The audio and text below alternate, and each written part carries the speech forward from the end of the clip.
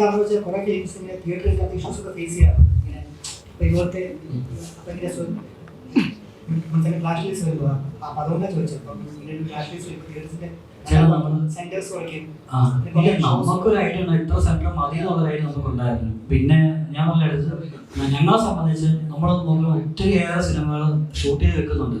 തിയേറ്ററുകളിൽ റിലീസ് ചെയ്യുന്നത് തന്നെ ഒരു വിജയമായിട്ട് ഞങ്ങൾ കാണുന്നത് ഞങ്ങളെ സംബന്ധിച്ച്. പിന്നെ സെന്റർ എന്ന് പറഞ്ഞാൽ ഞങ്ങൾക്ക് ആദ്യമേ ധാരണ ഇത്ര സെന്ററുകൾ മതി. പിന്നെ ചേട്ടായി പറഞ്ഞ പോലെ തന്നെ ആ ഒരു വിശ്വാസമുണ്ട്, പടം ഇറങ്ങിയിട്ട് നമുക്ക് സെന്ററുകൾ കൂടാനുള്ള സാധ്യതകളുണ്ടല്ലോ. അപ്പം നമ്മൾ അതിൽ നോക്കുന്നു. എന്നാ പറയണേ, ഇത് ഇത്രയും 10 സിനിമകളോടൊപ്പം ഇറങ്ങുന്നു, അതൊക്കെ ശരിയാണ്. പക്ഷെ അതിൻ്റെ പ്രേക്ഷകരുടെ ഒരു ഇതുണ്ടല്ലോ, അവരുടെ ഒരു അക്സെപ്റ്റൻസ്, അത് പടം ഇറങ്ങിക്കഴിഞ്ഞ് നമുക്ക് കാണാം. അതുപോലെ തന്നെ ഇത് ചെറിയ സിനിമയാണ് ഇപ്പോൾ എല്ലാവരും വിലയിരുത്തുന്നത്. അത് എന്നാ പറയുക, ആർട്ടിസ്റ്റുകളുടെ വാല്യൂ ഒന്ന് മാറ്റി വെക്കുകയാണെങ്കിൽ എല്ലാ സിനിമകളും ചെറിയ സിനിമകളാണ്. ചെറുതും വലുതുമായിട്ടുള്ള സിനിമ അങ്ങനെ വ്യത്യാസമൊന്നും എനിക്ക് തോന്നുന്നില്ല.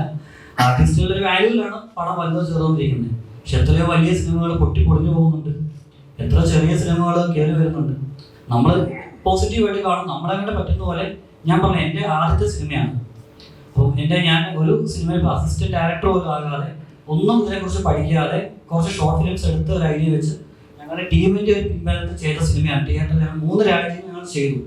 3 രാജ്യങ്ങളിൽ ഷൂട്ട് ചെയ്ത് നമ്മൾ ജനങ്ങളുടെ മുമ്പിലേക്ക് ഫെബ്രുവരി 6 എത്തിക്കുവാണ്. അപ്പം അതൊരു വലിയൊരു കാര്യമായിട്ട് ഞങ്ങൾക്ക് തോന്നുന്നത്. അത് തന്നെ തിയേറ്ററിൽ എത്തുമ്പോൾ അതൊരു വിഷയമാണ് എന്നെ സംബന്ധിച്ച് ആസ് എ ഡയറക്ടർ എനിക്ക് ഫീൽ ചെയ്യുന്നത്. ഒറ്റ കാര്യമാണ് പറയേണ്ടത്. ഇപ്പം 35 വർഷത്തെ എക്സ്പീരിയൻസ് ഉള്ള സാബു ജെയിംസ് സാർ ഈ സിനിമയിൽ, ഇപ്പം ചെറിയ സിനിമയെന്ന് വിശേഷിപ്പിക്കുന്ന ഈ സിനിമയിൽ സ്ക്രിപ്റ്റും DOP ഡയലോഗും ചെയ്യണമെങ്കിൽ സാർ ചുമ്മാ ചെയ്യത്തില്ലല്ലോ. അത്ര എക്സ്പീരിയൻസ്ഡ് ആയിട്ടുള്ള ഒരു വ്യക്തി.